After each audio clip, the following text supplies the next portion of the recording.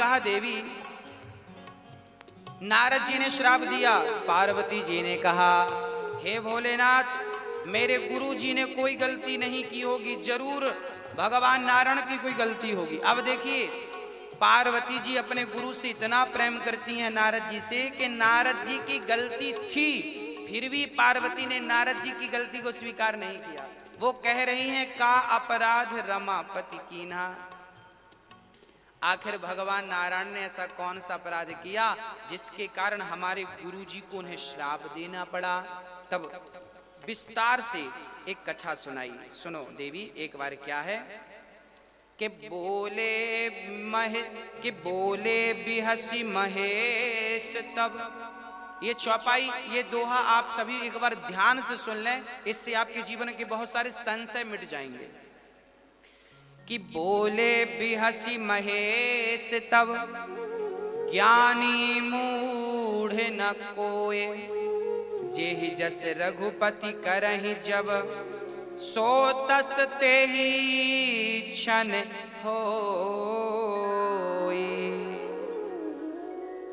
पार्वती से शंकर जी ने कहा, देवी नारद जी ज्ञानी हैं, भक्त हैं, इसमें कोई आश्चर्य नहीं है, परंतु भगवान जिसे ज्ञानी बनाना चाहें वो ज्ञानी, और जिसे मूर्ख बनाना चाहें वो मूर्ख।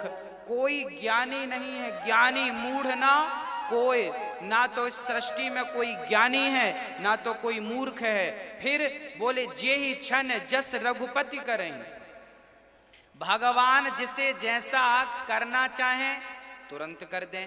ज्ञानी बनाना चाहें आप तुरंत ज्ञानी बन जाएंगे, मूर्ख बनाना चाहें, कई बार ज्ञानियों के मुख से ऐसी बातें निकल जाती हैं जिनसे, उन बातों से उनको कई बार अपमानित होना पड़ता है। क्यों निकल गई? क्योंकि परमात्मा जे ही क्षण जे ही जस करहीं, परमात्मा जिससे जैसा करना चाहें उसे वैसा कर देते हैं। मैं कहूँ कि मैं ज्ञानी हूँ, मैं कहूँ मैं मूर्ख हूँ, ना मैं ज्ञानी हूँ ना मैं मूर्ख हूँ, मेरे राम मुझसे जो कराना चाह रहे हैं वो करा रहे हैं, बस ये समझिए। मैं अपनी मर्जी से कुछ नहीं कर रहा हूँ, जो करा रहे हैं कौन करा रहे हैं? प्रिय भक्तों, एक बार नारद जी ने भगवान नारायण को श्राप दिया कि तुम मनुष्य बनकर जाओ। पार्वती को समझ में नहीं आया कि नारद जी क्यों श्राप देंगे, क्या हुआ था, क्यों श्राप देना पड़ा। नारद जी तो बड़े भक्त हैं। तब उत्तर दिया, सुनो। एक बार क्या हुआ, नारद जी हिमालय के तट पर प्रेम पूर्वक विचरण कर रहे थे, तभी उन्हें एक गुफा दिखाई पड़ी। नारद जी बड़े प्रेम से वहां पर गुफा पर बैठकर, बड़ी शांति, जहां निर्मल जलधार बह रही थी, शांति शीतल हवा चल रही थी, बिल्कुल शांत वातावरण था, वहां नारद जी बैठ गए, इसलिए कि यहां बैठकर भगवान का चिंतन करूंगा, कोई विघ्न नहीं होगा। नारद जी प्रेम पूर्वक उस कंदरा में बैठकर प्रेम से भजन करने लगे। अच्छा, जैसे ही भजन करने लगे, समाधि लग गई नारद जी की, तो इंद्र को लगा कि लगता है नारद जी तप करके कहीं हमारा इंद्रासन ना छीन लें, कि सूख हाड़ ले भाग सठ, स्वान निरखि मृगराज,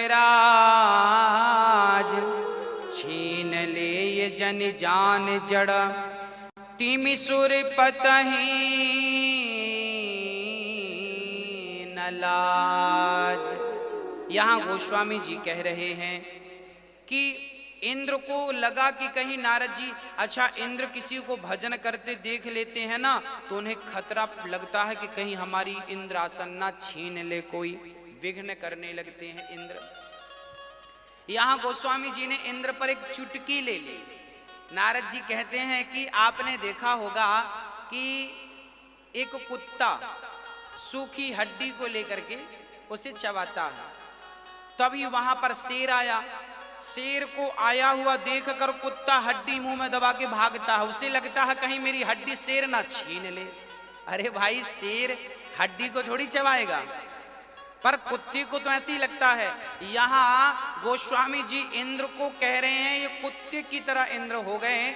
अरे नारद जी तो भगवान के भक्त हैं, उन्हें तो ब्रह्मलोक मिल जाए तो वो ब्रह्मलोक ना लें, तुम्हारे स्वर्ग लोक पर आंख लगाएंगे श्री नारद जी। यहाँ गोस्वामी जी इंद्र को कुत्ते से उपमा कर रहे हैं।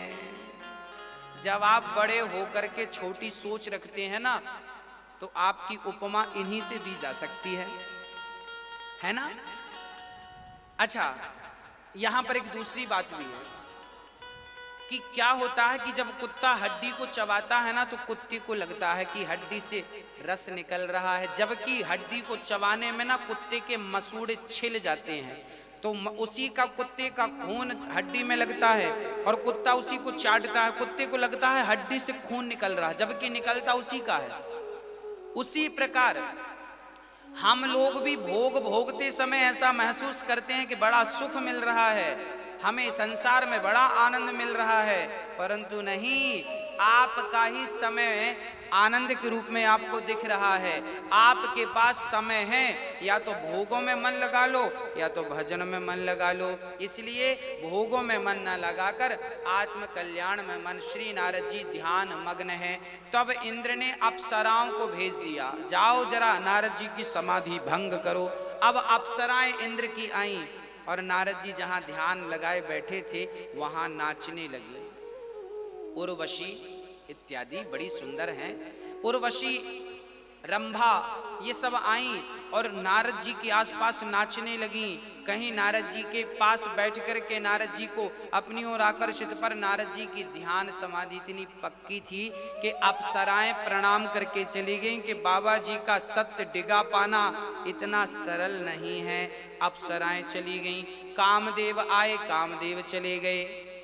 हाँ, तब नारद जी की समाधि खुली, कामदेव चरणों में गिर पड़े। नारद जी, आप जैसा कोई नहीं है, हाँ क्षमा करिए, आपने काम हमें जीत लिया।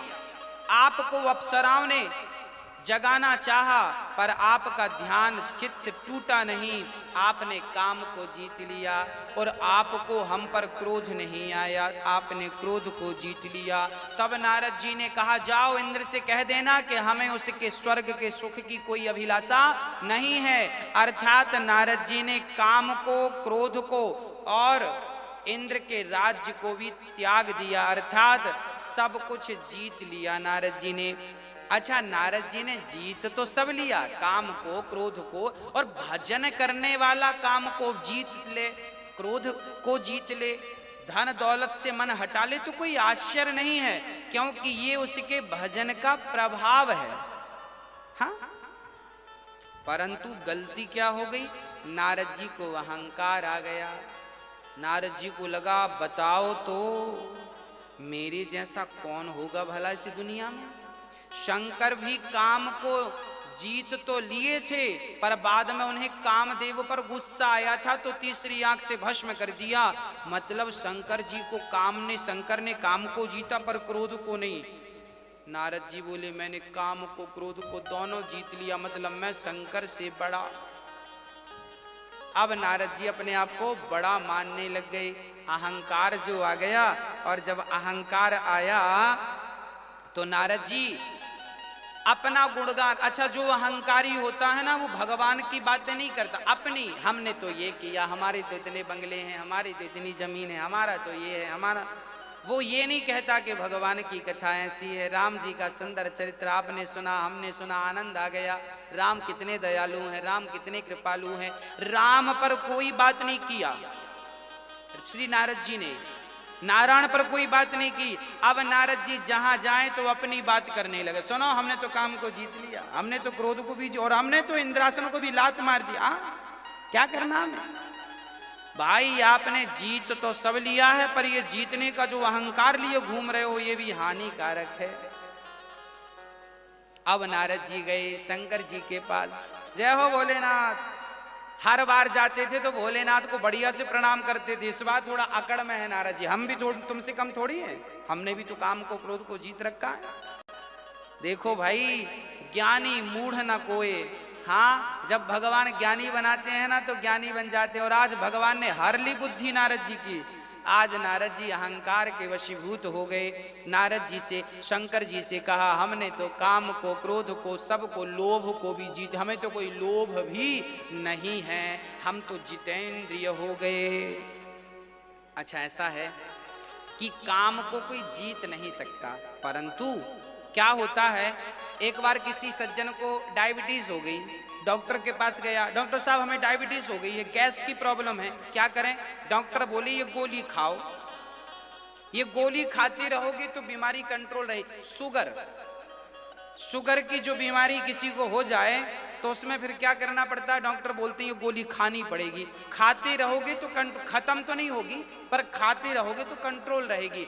उसी प्रकार यदि सत्संग करते रहे तो काम कंट्रोल में रहेगा, क्रोध कंट्रोल में रहेगा, लोभ कंट्रोल में रहेगा। और सत्संग की दवाई नहीं ली सब आपा खो बैठेंगे। इसलिए काम को कोई जीत नहीं सकता, क्रोध को कोई जीत नहीं सकता, परंतु सत्संग करते रहो, भगवान से प्रार्थना करते रहो तो भगवान की कृपा से आपको ये लोग परेशान नहीं कर सकेंगे। कि शंभु दीन उपदेश सहित नहीं नारदहि सुहान, भरद्वाज कौतुक सुनहि सुनहु हरि इच्छा बलवान।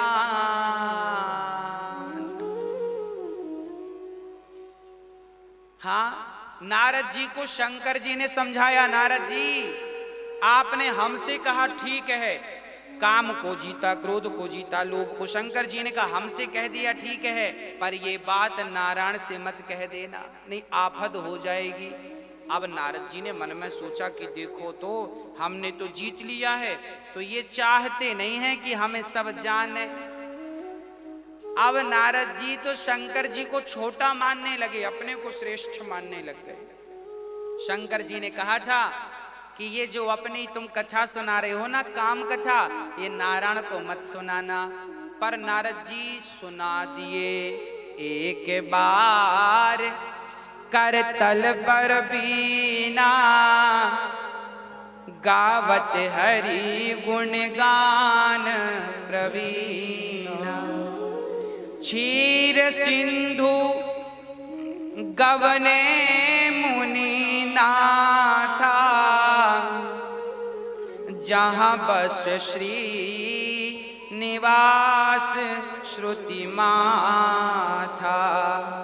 एक बार नारद जी, अच्छा नारद जी को क्या लगा, अब तो हम बड़े हो गए हैं, काम क्रोध को जीत लिया, अब तो भगवान खुद हमें बुलाएंगे, हमें जाने की क्या जरूरत है, अब तो हम बड़े हो गए हैं। अब देखो घमंड क्या क्या कराता है, बहुत ध्यान से सुनना, आखिरी में इसका निष्कर्ष निकलेगा। नारद जी बोले अब हम तो बड़े हो गए हैं, परंतु फिर भी कोई जब नहीं आया पूछताछ, तो नारद जी एक बार भगवान नारायण के क्षीर सागर में गए।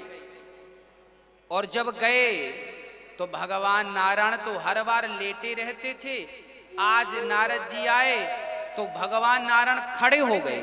भगवान भी देखते हैं कि मेरे भगत का अहंकार बढ़ रहा है, तो भगवान जरा और बढ़ाते हैं, हाँ बेटा बढ़ो। हाँ, भगवान ने और खड़े होकर मिले, और जब खड़े होकर मिले तो नारद जी समझ गए, लो भगवान तक हमारी बात पहुंच गई है कि हम भी तुमसे कम नहीं हैं। अब तो नारद जी अपने आप को नारायण मानने लग गए, मैं तो खुद नारायण हूं। हरसि मिले उठी कृपान केता, बैठे आसन ऋषि समेता। बोले बिहसी चराचर राया, बहुत दिनन कीन तुम दाया।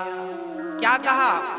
आज भगवान नारायण ने कहा नारद जी बहुत दिनों बाद आपने दया की।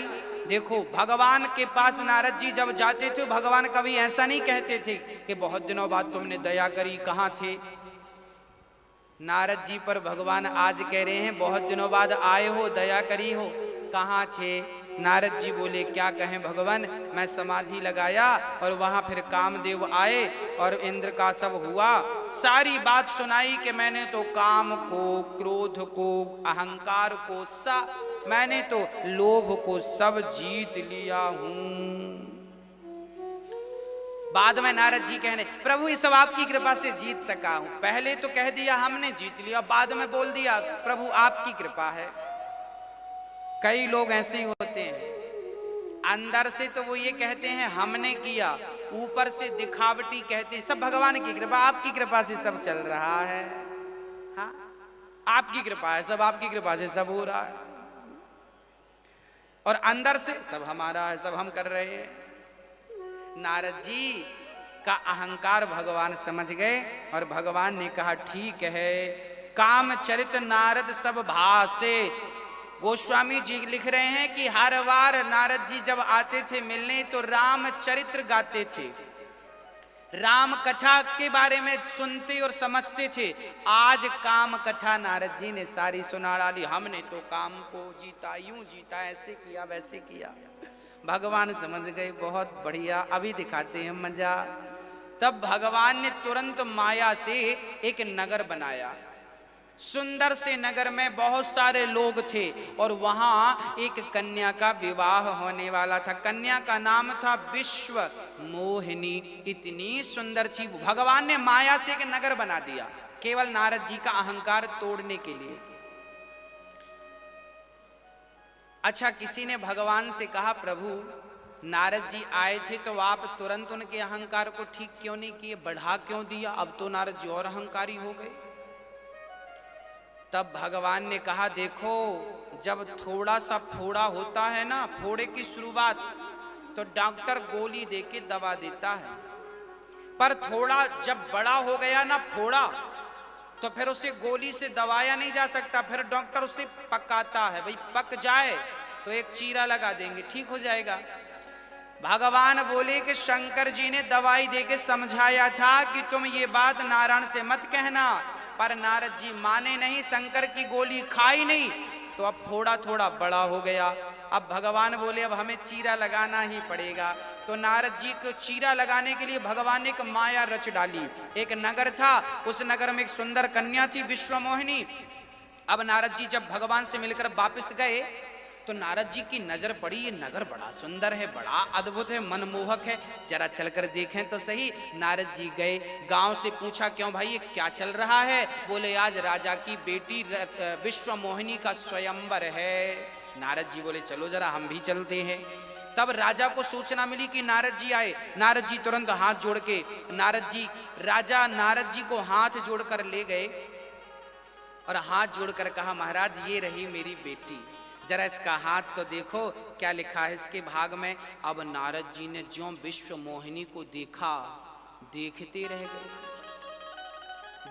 रह गए और नारद जी ने जल्दी से हाथ पकड़ लिया विश्व मोहिनी का, और ऐसा हाथ पकड़ा कि छोड़ा ही नहीं, और हाथ देखने लगे, और देख देख के नारद जी बड़े खुश हो रहे हैं।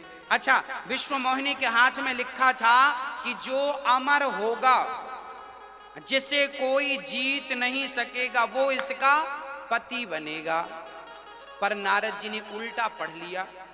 नारद जी को लगा जो इससे विवाह करेगा वो अमर हो जाएगा, वो भगवान बन जाएगा, उसे कोई जीतेगा नहीं। अब नारद जी मन में विचार करने लगी ये हमें मिल जाए तो हम अमर हो जाएं। अब नारद जी ने हाथ पकड़ लिया, हाथ छोड़ने को तैयार नहीं। विश्व मोहिनी लगी छोड़ाने, नहीं हम नहीं छोड़ेंगे। हाथ पकड़ लिया, हाथ को देखने लगे। हाथ को कम देख रहे हैं, सूरत को।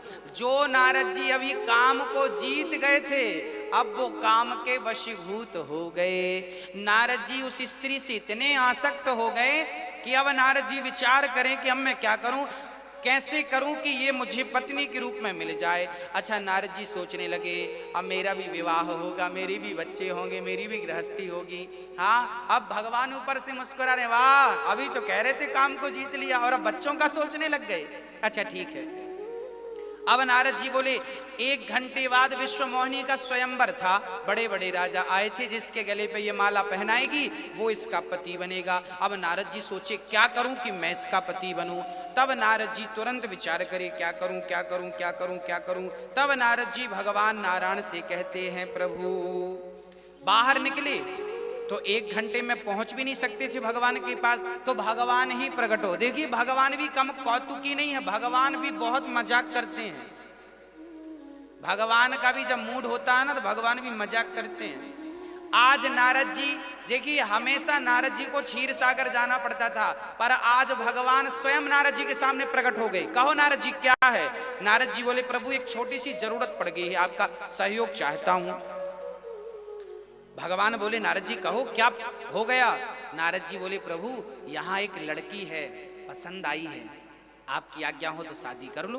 भगवान बोले कर लो, हमें क्या मदद करनी होगी, हम नैंग दे देंगे ढेर सारा। ना ना नारद जी बोले नैंग वैंग कुछ नहीं, हमारा जो रूप है ना बाबा जी वाला है, दाढ़ी बड़ी बड़ी है और हम बुढ़े से दिखने लगे हैं, जरा आप अपना सुंदर वाला रूप दे दो हमें, आप बड़े सुंदर है ना, आपने रूप देहु प्रभु मोही, हाँ और आन भांति नहीं पावहु ओही। यदि आपका ये रूप, क्योंकि इस सृष्टि में सबसे सुंदर आप हैं, नारायण हैं, यदि आपका ये मनमोहक रूप मुझे मिल जाए। अब सोचिए कि हमने लोगों को गाड़ी मांगते तो देखा है कि साहब शादी में जा रहे हैं जरा अपनी गाड़ी दे दो, और साहब जरा अपने जूते भी दे देना। हमने जूते मांगते, गाड़ी मांगते और सामान मांगते तो देखा है, पर रूप मांगते आज नारद जी को ही देख रहे हैं। नारद जी कह रहे हैं आप सुंदर हैं, अपना रूप हमें दे दो, शादी कर लें, फिर बाद में आप ले लेना। शादी होने पहले के जमाने में ऐसे ही होता था, पहले लड़की कुछ और, शादी के लिए जब लड़के वाले आते थे ना तो अच्छी लड़की दिखाई जाती थी और शादी कर दी जाती थी, ऐसे ऐसे कर दी जाती थी। पहले के जमाने में ये बढ़िया बहुत सारा होता था, कोई और लड़की दिखाई और शादी कोई और लड़की से कर दी। हाँ दिखाई कोई और, कर दी किसी और से। पहले के जमाने में तो जब लड़की वाले या लड़के जब देखने आते थे ना तो लोग पड़ोसी के सोफे वोफे भी मांग लेते थे ताकि सामने वाले को लगे कि भाई ने घर सोफा वोफा भी है। पहले के जमाने सब व्यवस्थाएं होती थी, लोग घर भर सजा लिया करते थे ताकि देखने वाले को लगे भाई ठीक ठाक लोग हैं। कई लोग किराए से ले आते थे सजाने के लिए ताकि दिखा सकें। ये अधिकांश होता था। अब राम जाने क्या चल रहा है मार्केट में, अब का कोई अनुभव नहीं है। अब तो ये हुआ कि नारद जी ने कहा आपने रूप देहु प्रभु मोही, प्रभु अपना रूप आप हमें दे दो, आप बड़े सुंदर हैं। भगवान बोले ठीक है ले लो। भगवान ने अपना रूप, अच्छा नारद जी ने यहाँ एक बात और कही। नारद जी ने कहा प्रभु जेहि विधि होय नाथ हित मोरा, करहूं सुबैगी दास मैं तोरा। नारद जी ने यहाँ एक बात बढ़िया कह दी कि प्रभु मैं तो आपका दास हूं, अब जैसे में मेरा हित हो वैसा आप करना।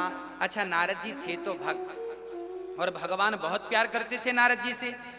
अब नारद जी को भगवान ने अपना रूप दे दिया, और भगवान के तो सारे रूप भगवान के ही हैं। सिय राम मैं सब जग जानी, निज प्रभु मैं देखहि जगत।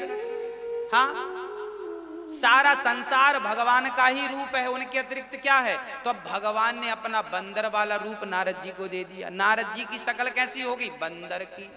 नारद जी बड़े बंदर दिखने लग गए। और जब नारद जी बंदर बन के चले, अच्छा नारद जी को भी भगवान पर इतना विश्वास था, देखिए विश्वास इतना था कि नारद जी ने दर्पण नहीं देखा कि मेरा स्वरूप कैसा, जैसा भगवान ने दिया वैसे बन के चल पड़े और जाकर के। अच्छा जब नारद जी राजसभा में गए तो वहां सबको नारद नारद ही दिख रहे हैं, बंदर सबको नजर नहीं, क्योंकि भगवान को लगा कि सब यदि नारद को बंदर देखेंगे ना तो नारद जैसे संत का अपमान होगा। तो भगवान ने ऐसी माया रची कि वहां जितने लोग थे सबको तो नारद ही दिख रहे थे, परंतु विश्व मोहिनी को केवल बंदर दिख रहे थे। मतलब जिससे विवाह होना तो उसी को नारद जी बंदर दिखाई पड़ गए। और वहां पर शिव जी के 2 गण और थे, उन 2 गणों को भी नारद जी बंदर दिख रहे थे।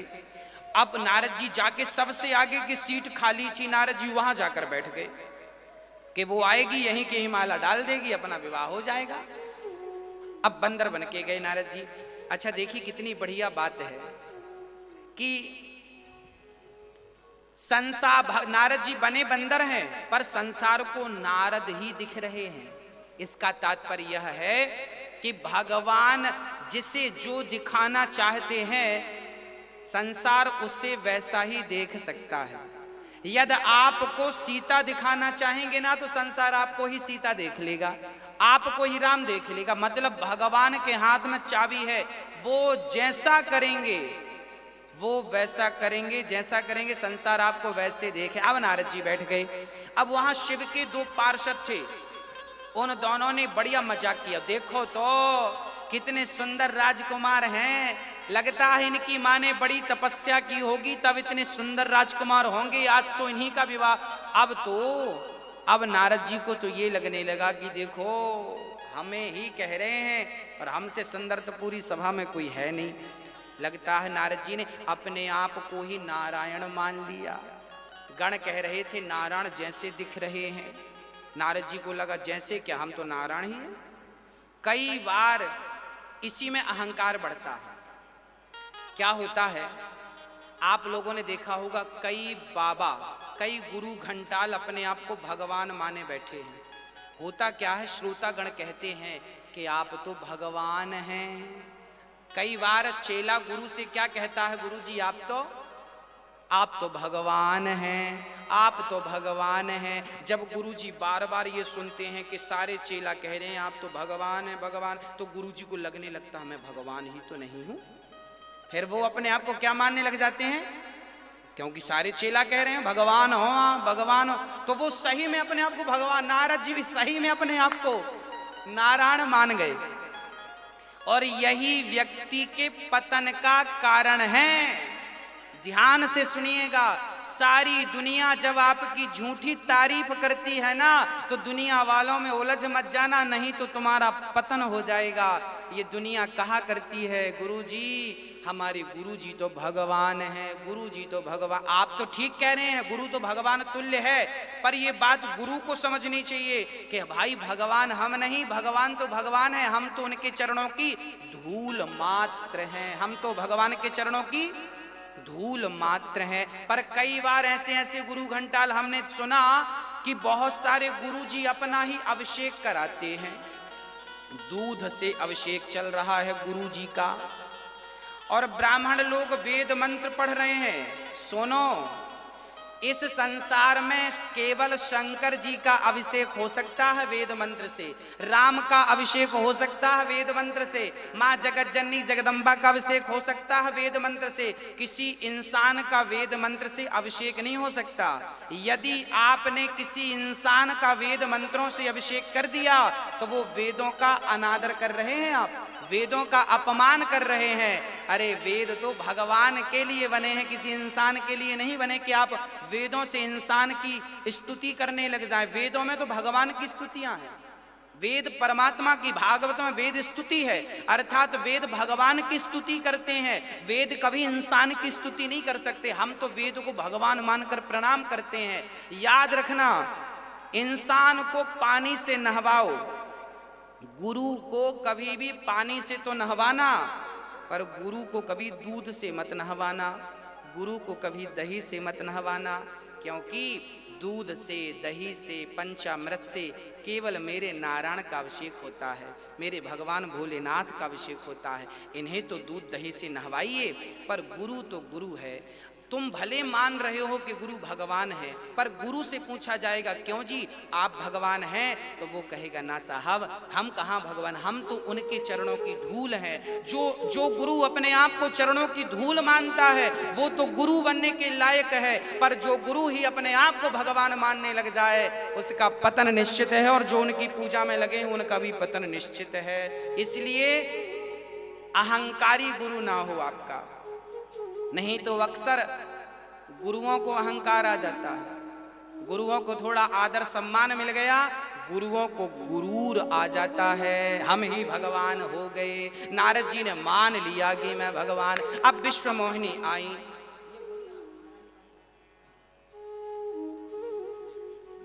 हाँ क्या कहा, अब विश्व मोहिनी ने बढ़िया से देखा, माला लेकर आई और नारद जी को देखा। नारद जी को देखती विश्व मोहिनी को गुस्सा आया, राम राम क्या मैं ऐसी हूं कि बंदर मेरे से शादी करने आए।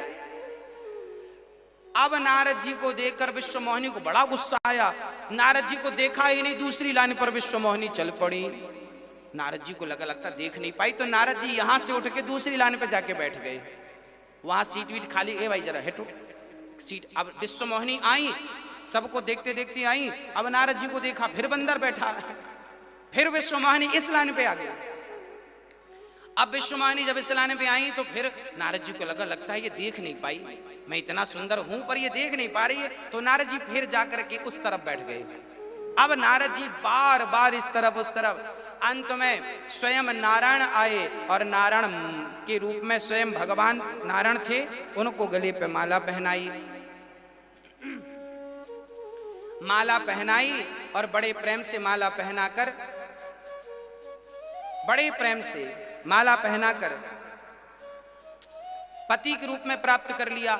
अब नारद जी को बड़ा दुख लगा। राम राम राम राम राम राम राम, हम तो शादी का मन बनाए थे पर शादी तो हुई नहीं, शादी नहीं हुई। तब वो शिव गण जो थे उन्होंने कहा नारद जी जरा अपनी शक्ल तो देख लो। तब नारद जी ने पानी में झांक कर देखा तो बंदर की शक्ल। अब तो नारद जी इतने गुस्से में आए, इतना क्रोध इतना क्रोध। अब नारद जी कह रहे हैं कि लो हमें बंदर बना दिया। अब तो नारद जी इतने क्रोध इतने क्रोध इतने क्रोध इतने क्रोध, नारद जी कहने लगे अब तो मैं मर जाऊंगा या तो भगवान के प्राण ले लूंगा। अब नारद जी, अब जैसे नारद जी आगे बढ़े तो भगवान फिर आ गए। विश्वमोहिनी पास में खड़ी पत्नी बनकर और भगवान नारायण आए। नारायण बोले नारद जी क्या है? अब नारद जी आगे बोले क्या है? तुम बहुत आतताई हो गए हो, जो मन में आता है कर लेते हो। हमें बंदर बना दिया और हमने शादी का प्लान बनाया, हमसे पत्नी छीन ली। आपने 16,108 किया था, किसी ने रोका, हम एक करने गए तो वहां भी तुम हमारी शादी आपने नहीं होने दी। और ना जाने क्या तुम बड़े कपटी हो, तुम बड़े निष्ठुर हो। भगवान को ऐसी ऐसी बातें नारद जी ने कह डाली। बड़े निष्ठुर हो, बड़े कपटी हो।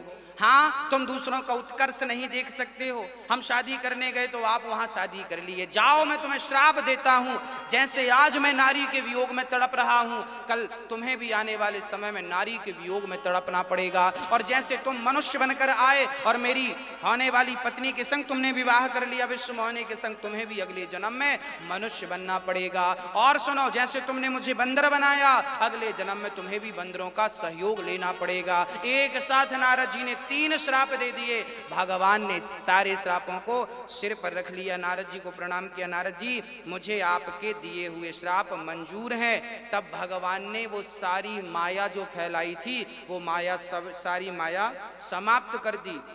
और जैसे ही माया का पर्दा हटा, नारद जी अपने ज्ञान में आए। अरे मैं तो नारद हूं और मैंने क्या किया? मैं भगवान चरणों में गिर पड़े। हे प्रभु क्षमा करो। चरणों में पड़ गए, लिपट गए। प्रभु गलती हो गई, अपराध हो गया, आपको मैंने श्राप दे दिया, मैं अपना श्राप आपसे वापस लेता हूं। भगवान ने कहा नाना ये तो मेरी माया थी, आपको अहंकार आ गया था, उस अहंकार का नाश तो करना ही था।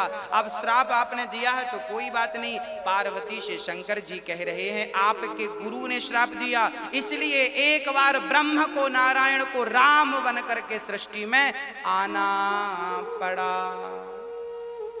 राम जन्म के हेतु अनेका, एक ते अधिक एक ते एका। अनेक हेतु हैं श्री राम अवतार के। आज बड़े प्रेम से अब नारद जी, अब प्रश्न ये खड़ा हुआ, नारद जी ने कहा प्रभु आपने हमें बंदर क्यों बनाया? तब नारद जी से भगवान ने कहा देखो बंदर तो बनना ही पड़ता है। हाँ, शादी के बाद ना अक्सर लोग बंदर बने नजर आते हैं। भगवान ने कहा देखो बंदर तो बनना ही पड़ेगा, या तो पत्नी के बंदर बन जाओ या तो मेरे बंदर बन जाओ। तो मैंने तुम्हें अपना बंदर बनाया, पत्नी का बनने नहीं दिया, ये बड़ी कृपा हो गई। आपको बंदर तो बनना ही पड़ेगा, या तो संसार का बंदर बनो या तो राम का बंदर बनो। तो संसार का बंदर बनने से अच्छा है मेरे राम के बंदर बन जाओ। तो नारद जी को अपना बंदर बना लिया। बंदर वैसा ही करता है जैसे मंदारी कराता है। मंदारी कहेगा नाच बंदर नाच, तो बंदर नाचने लग जाएगा। मंदारी कहेगा चलो ससुराल जाएगा तो जमीन पर बैठेगा कि कंबल पे, तो कंबल पे बैठ के बताता है। मतलब मंदारी जो जो चाहता है बंदर वो करता है। उसी प्रकार भगवान जो चाहते हैं भक्त वही करता है, वही सच्ची भक्ति है। इसलिए नारद जी को भगवान ने अपना बंदर मतलब हम किसके बंदर बन जाएं? अपने राम के बंदर बन जाएं, अपने कृष्ण के बंदर बन जाएं, हम भगवान के बंदर बन जाएं तो हमारा कल्याण हो जाएगा, हमारा उद्धार हो जाएगा। तो एक जन्म में नारायण को नारद श्राप के कारण आना पड़ा। अब अद्भुत चर्चा है। एक बार क्या हुआ, एक बार राम जी को अवतार लेना पड़ा। हाँ, किसके कारण? बोले एक बार श्री स्वयंभू मनु और शत्रुपा ने वरदान मांगा तो भगवान को अवतार लेना पड़ा। अच्छा, नारद जी आज काम के अधीन क्यों हो गए? आज नारद जी की बुद्धि क्यों बिगड़ गई? तो क्या नारद जी ऐसे हैं? ना, नारद जी बहुत पूजनीय हैं, नारद जी बहुत उच्च कोटि के भगत हैं। फिर उनकी बुद्धि ऐसे कैसे होगी? बोले भगवान जिसे जैसा करें वैसा हो जाता है। और एक बात बताओ, कई बार ना जब माँ बच्चे को चलना सिखाती है ना, चल चल चल बेटा चलो, आजा आजा आजा आजा, तो माँ उल्टी चलती है, माँ पीछे की तरफ चलती उल्टी और बच्चे को बुलाती आजा आजा। बच्चा आगे आता जाता है, मम्मी पीछे पीछे उल्टी जाती है। किसी ने माँ से कहा क्यों तुम उल्टी चल रही हो, सीधा चलना नहीं आता क्या? माँ ने कहा सीधा चलना तो आता है, फिर उल्टी क्यों चल रही हो? तब माँ कहती है मैं उल्टी इसलिए चल रही हूँ ताकि मेरा बच्चा सीधा चलना सीख जाए। उसी प्रकार आज नारद जी ने ये लीला करके संसार को दिखा दिया कि मुझ जैसा ज्ञानी, मुझ जैसा भक्त भी काम के अधीन हो सकता है। और तुम भगवान से विमुख हो गए तो तुम्हारी क्या दुर्गति होगी समझ लो। भगवान से विमुख होने पर यह दुर्गति होती है। संसार का प्राणी भोगों में उलझ जाता है। काम से, क्रोध से, लोभ से वही छूटते हैं जिन्हें राम छुड़ाना चाहें। इसलिए आप कभी ये ना कहिएगा कि हमने ये कर लिया। हाँ, अब एक बार सुनो। एक बार स्वयंभू मनु और शत्रुपा, एक बार मनु शत्रुपा बहुत बड़े राजा थे। मनु के ही दो बेटे थे। भागवतों में कथा सुनाता हूं। मनु की तीन बेटियां, आकुति, देवहूति, प्रसूति, प्रियव्रत, उत्तानपाद, ये तीन बेटियां, दो बेटे इनके बेटे जानते हो कैसे हैं? इनके नाती ध्रुव हुए थे। उत्तानपाद के बेटे का नाम ध्रुव, और इनकी जो बेटी थी माँ देवहूति की बेटी अनुसुईया थी। मतलब मनु और शत्रुपा इतने बड़े बड़े भक्तों को आपने जन्म दिया। अब इन दोनों को मन में विचार आया कि हमारा बुढ़ापा आ गया है, अब हमें संसार का त्याग करना चाहिए। कि हों ही न विषय विराग, भवन बसत भा चौथपन, हृदय बहुत दुख लाग, जन्म गयऊं हरि भगत बिनु। हाँ, अब मनु शत्रुपा ने विचार किया कि हमारा बुढ़ापा आ गया है, अभी तक हमारा वैराग्य नहीं हुआ। कई बार ना हम बेटी का विवाह, बेटों का विवाह हो गया, सब अपने अपने घर सुखी हैं, फिर भी हम घर पे पड़े रहते हैं, फिर भी हमारा मन संसार से निकलता नहीं है। मनु शत्रुपा की भी यही हालत थी। हों ही न विषय विराग, बुढ़ापा आ गया फिर भी विषयों से वैराग्य नहीं हुआ। कहते हैं बुढ़ापा आ जाता है, शरीर जर्जर हो जाता है, फिर भी इंद्रियां परेशान करती हैं, फिर भी काम सताता है, क्रोध सताता है, लोभ कई आपने देखा होगा बूढ़ी बूढ़ी माताएं हैं, लाठी लेके चल रही है, शरीर में हिम्मत नहीं है, फिर भी वो गुस्सा करती हैं।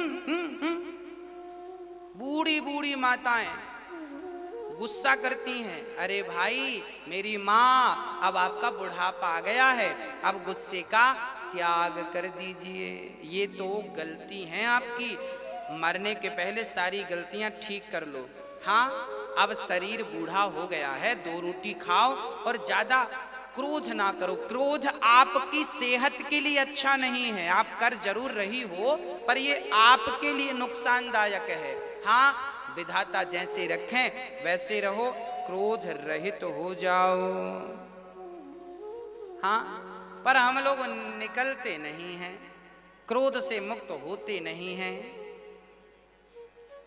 इसलिए वैराग्य की ओर चलना चाहिए। संसार का मन से त्याग कर दो और प्रेम से अब मन बचे हुए समय को, अरे बुढ़ापा आपकी 70 साल की उम्र हो गई, अब बताओ कितनी बची? ज्यादा से ज्यादा 10 साल, ज्यादा से ज्यादा 15 साल, अब समय कम बचा है और अधिक 20 साल, इतनी कम उम्र है आपकी। अब भजन में मन लगाओ, संसार का त्याग करो। और एक बार मनु शत्रुपा घर से निकलकर जंगल में जाकर आपने तप किया। करहि आहार साक फल कंदा, सुमिरहि ब्रह्म सच्चिदानंदा। अब मनु शत्रुपा दोनों जंगल गए घर से निकलकर और प्रेम से भगवान में मन लगाते हैं। और क्या करहि साग, सूखी साग खाते हैं, पत्ते इत्यादि तोड़ लेते हैं, जंगल के फल खा लेते हैं और खा पी कर प्रेम से भजन करते हैं। कौन सा मंत्र? ओम नमो भगवते वासुदेवाय। 12 अक्षर मंत्र पुनि उपजहि सहित अनुराग।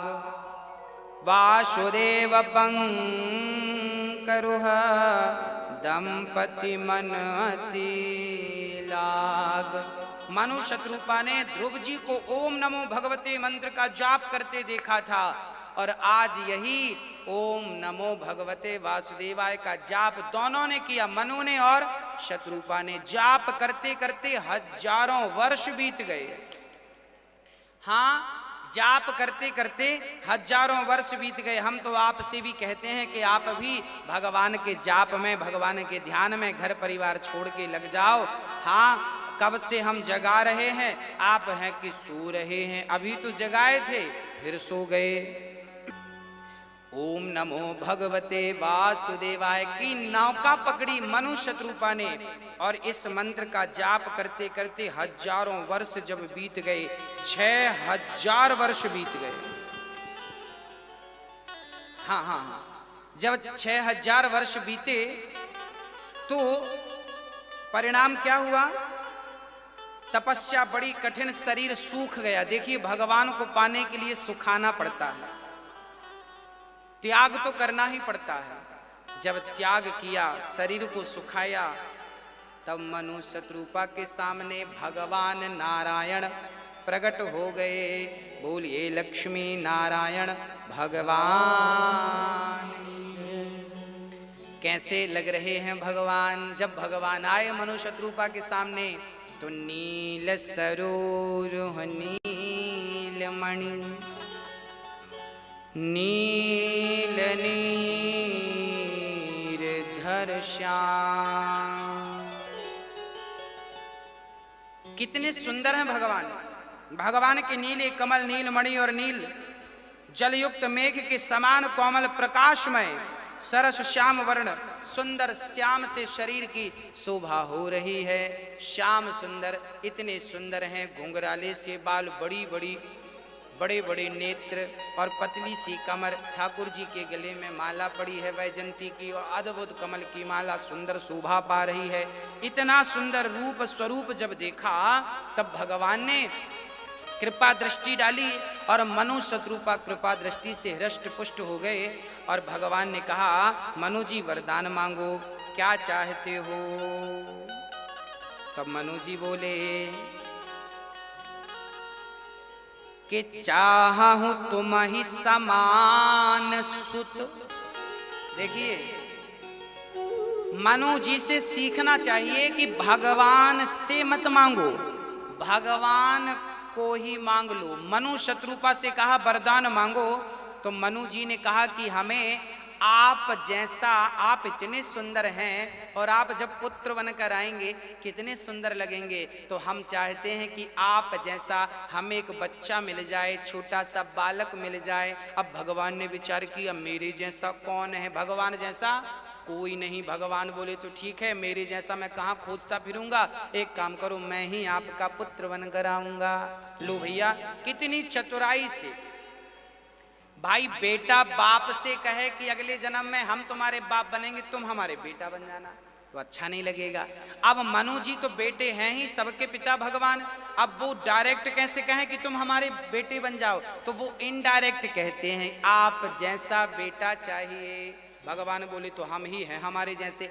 अच्छा फिर भी आप कह रहे हो, भगवान बोले मैं भी आऊंगा और मेरे जैसे को भी लाऊंगा, अर्थात मेरे जैसा स्वयं राम थे, वही मनु दशरथ बने और वही शत्रुपा कौशल्या बनी और वह राम बने। और चूंकि कहा था पिछले जन्म के मैं अपने जैसा भी लाऊंगा, तो राम जैसे भरत थे, भरत भी बिल्कुल राम की 2 कॉपी थे, राम जैसे ही दिखते थे और स्वभाव भी सेम वैसा ही था। तो राम जी 4 रूपों में प्रकट हुए हैं। एक बार मनु शत्रुपा के तप के कारण भगवान को राम बनकर मृत्यु लोक में आना पड़ा। वह निर्गुण, वह निराकार, भक्तों के वश में होकर जब भक्त कहता है कि आप मेरे बेटे बनकर आना, तो भगवान को आना पड़ता है। इसलिए भगवान राम का अवतार हुआ।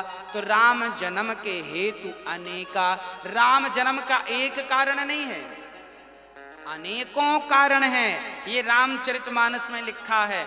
श्री शंकर जी माता पार्वती से कह रहे हैं बहुत सारे कारण हैं, एक और कारण है राम के आने का। बोले कौन सा? बोले एक सत्यकेतु नाम के राजा थे, उन राजा के पुत्र का नाम था प्रताप भानु।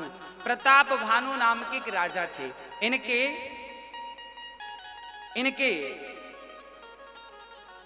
मंत्री का नाम था धर्म रुचि। राजा प्रताप भानु बड़े धर्मात्मा थे, भोजन करते, भंडारा करते, दान करते, पुण्य करते, चरण सेवा करते, वृक्ष लगाते, पानी बचाते, मतलब सारा कुछ करते, बावलियां बनवाते, कुआं खुदवाते, तालाब खुदवाते, पेड़ पौधे लगवाते। पहले के जमाने में लोग धर्म क्या करते थे? पहले के जमाने में लोग पेड़ लगाते थे, यही धर्म था। पेड़ लगाना भी सबसे बड़ा पुनीत कार्य है, पेड़ लगाना बहुत बड़ा पुण्य है। इसलिए वृक्ष लगाइए। आपके द्वारा लगाए हुए वृक्ष के नीचे कोई साधु आ गया और वहां बैठ के भजन कर लिया, तो उसका सारा फल आपको मिलेगा, क्योंकि आपने वो छाया प्रदान। इसलिए कहता हूं मरने के पहले पीपल जरूर लगाना, वट वृक्ष जरूर लगाना, हाँ जी, खूब सेवा करना और बढ़िया पानी की जरूर व्यवस्था करना, पानी प्याऊ बनवाना, पानी की सेवा करना, पानी पिलाना। बड़े धर्मात्मा राजे थे प्रताप भानु। एक दिन, अच्छा वो सारे राजाओं को जीत लिए थे। एक बार क्या हुआ, प्रताप भानु का एक राजा से युद्ध हुआ। वो राजा जब हार गया तो शर्म के मारे घर नहीं गया, जंगल में बाबा बन गया, बनावटी बाबा बन गया। अब वो सोचा कि गांव भी जाएंगे, घर भी जाएंगे तो लोग अपमान कहेंगे, लो हार के आ गया। तो वो जंगल में चला गया, दाढ़ी बड़ी होगी, बाल बड़े हो गए और वो जंगल में रहने लगा। एक दिन प्रताप भानु शिकार खेलने उसी जंगल में आए।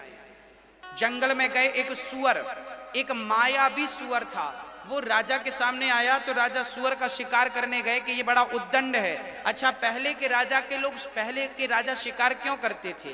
पहले के राजा उद्दंड देखते थे।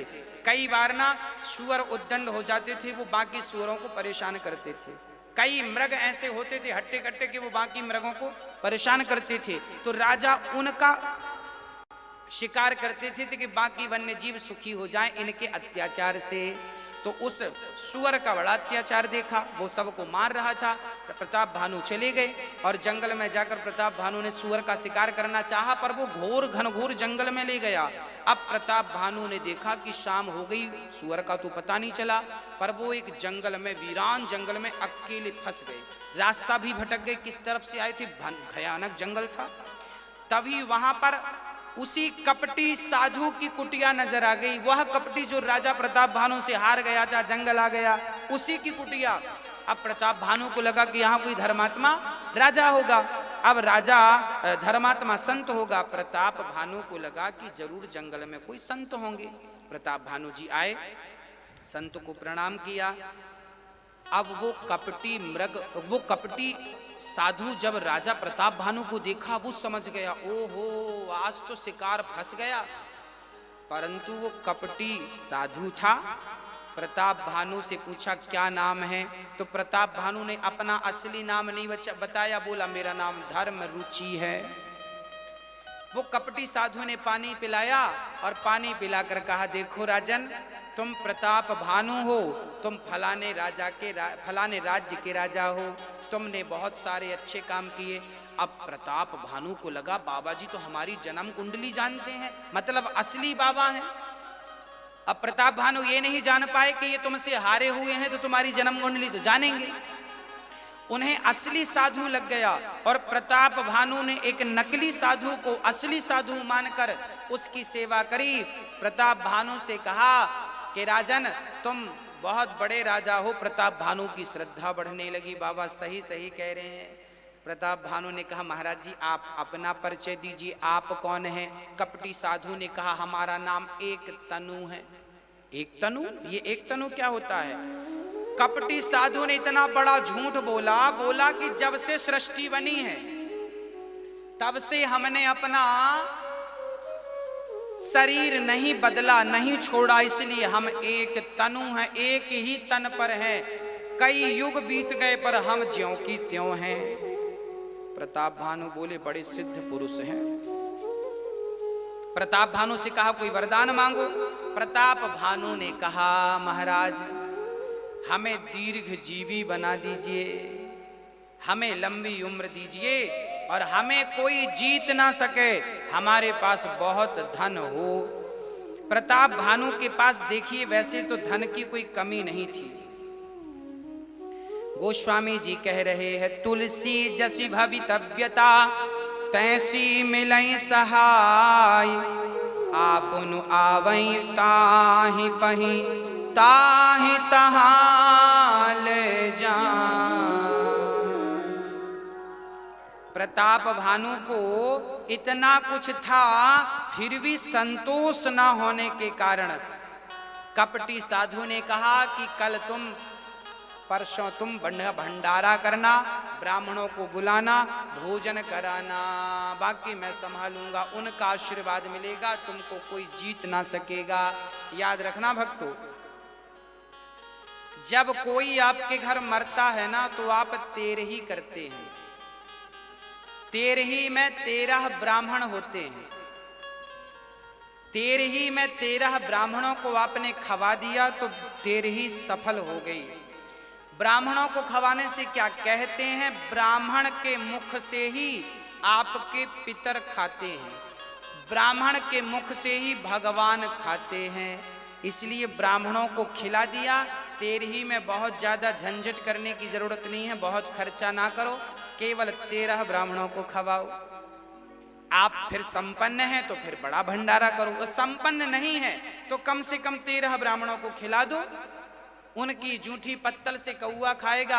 अभी यहाँ पर रोज भंडारा हो रहा है ना, तो हम रोज देखते हैं कि यहाँ 500 लगभग 500 लोग रोज खा रहे हैं। इनमें छोटे छोटे बच्चे हैं, बूढ़े लोग हैं, संत हैं, विकलांग हैं, असहाय हैं।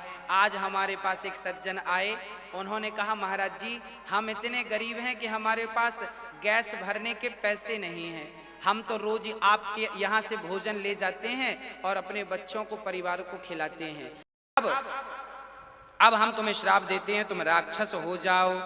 तो संत ब्राह्मणों के श्राप के कारण प्रताप भानु रावण भय, और रावण जब बने उनका भाई फिर कुंभकर्ण और उनका पूरा परिवार राक्षस हुआ प्रताप भानु का श्राप के कारण। और इस प्रकार से रावण जब बने तो रावण ने वरदान मांगा। कुंभकर्ण विभीषण ने एक साथ तपस्या की। विश्रवा के बेटे हैं रावण और वरदान मांग रहे हैं। ब्रह्मा से कहा हम अमर हो जाएं। ब्रह्मा बोले अमर तो नहीं हो सकते। तब कहा कि हम ऐसा वरदान दो कि हम काहू के मरहि न मारे, बानर मनुज जाति दुई वारे।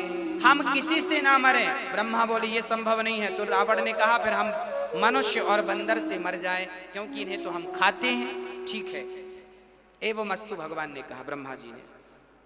अब कुंभकर्ण ने कहा कि हमें 6 माह तक, वो ये बोला तब सरस्वती आकर बैठ गई वाणी में और कहने लगा कि 6 माह तक हम सोते रहें, एक दिन को जागें। जबकि कहना ये चाहता था कि हम एक दिन को तो सोएं और 6 महीने तक जागें। ब्रह्मा जी बोले कि ये इतना एक दिन में ही इतना खा जाता था कि 1 लाख 2 लाख लोग खाते होंगे एक दिन में, इतना एक दिन में ही अकेला खा जाता था, इतना खाता था। अब वो वरदान मांगा, सोने का सोता रहा। गए विभीषण पास पुनि, कहा हूं पुत्र वर मांग, ते ही मांगेऊ भगवंत पद, कमल अमल अनुराग। विभीषण से वरदान मांगने को श्री ब्रह्मा जी ने कहा पुत्र वरदान मांगो। विभीषण ने कहा प्रभु मैं राम की भक्ति करता रहूं और मुझे नेत्रों से राम का दर्शन हो, यही वरदान। भगवान बोले तथास्तु। अब रावण लंका का राजा बना। चर्चा ये है कि लंका भगवान शिव ने बनवाई थी स्वयं को रहने के लिए, पर रावण ने मांग ली और रावण उस लंका पर रहने लगा। और रावण की लंका में फिर बाढ़े खल बहु चोर जुआरा, जेलम पट पर धन पर दारा, माँ नहीं मात पिता नहीं देवा, साधुन सन करवा वही सेवा, जिनके यह आचरण भवानी, ते जानहु निश्चर सब प्राणी।